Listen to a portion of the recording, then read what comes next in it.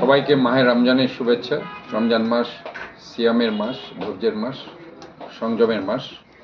আমরা যাতে সিয়াম সাধনা করি এবং মনে রাখতে হবে বিভিন্ন ধর্মাবলম্বী যারা আছে, বিশেষ করে মুসলমান ধর্মের জন্য এটা সবচেয়ে একটি উত্তম মাস। এই মাসে পেয়েও যারা তাদের গুনাহগুলো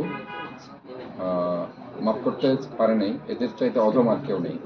কাজেই যারা মুসলমান তারা অবশ্যই তারা যাতে রোজা রাখে, তারাবি পড়ে, নামাজ পড়ে এবং সিয়াম সাধনা করে, এটাতে লক্ষ্য রাখতে হবে। আরেকটা হচ্ছে যে বাচ্চারা অনেক সময় মনে করে যে এই সময়টা তাদের জন্য রেস্টের টাইম, এটা অত্যন্ত ভুল।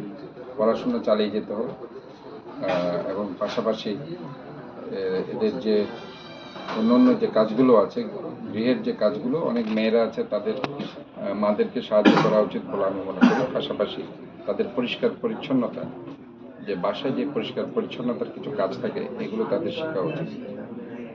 কারণ বাসায় অনেক সময় আমরা দেখি ময়লাগুলো থাকে, ময়লাগুলোর কারণে গিয়ে অনেকের বিভিন্ন ধরনের যে অ্যালার্জিক প্রবলেম হয়ে যায়। সেজন্য ডাস্ট যাতে তারা পরিষ্কার করে এবং এগুলি শেখা উচিত বাসা থেকে।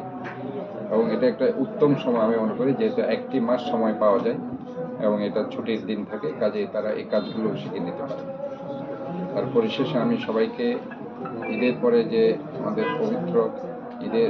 পবিত্র রমজানের পরে যে ঈদের, সবাইকে ঈদের আমি শুভেচ্ছা জানাচ্ছি অগ্রিম।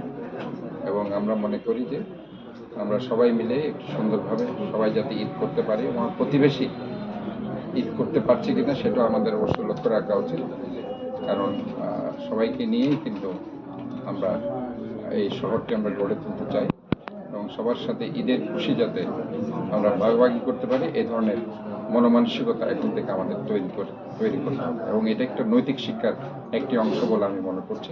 এবং যে স্লোগানটা আমি বারবার বলছি, যে পুঁথিগত বিদ্যার বাইরে গিয়ে নৈতিক শিক্ষায় সবাইকে শিক্ষিত হতে হবে। এবং এই ঈদ কিন্তু খুশি পাশাপাশি আমাদের এই নৈতিক শিক্ষাই দেয় যে সবাইকে ঈদের খুশি যাতে আমরা ভাগাভাগি করতে পারি এবং সবাইকে নিয়ে যাতে আমরা ঈদ পালন করতে পারি।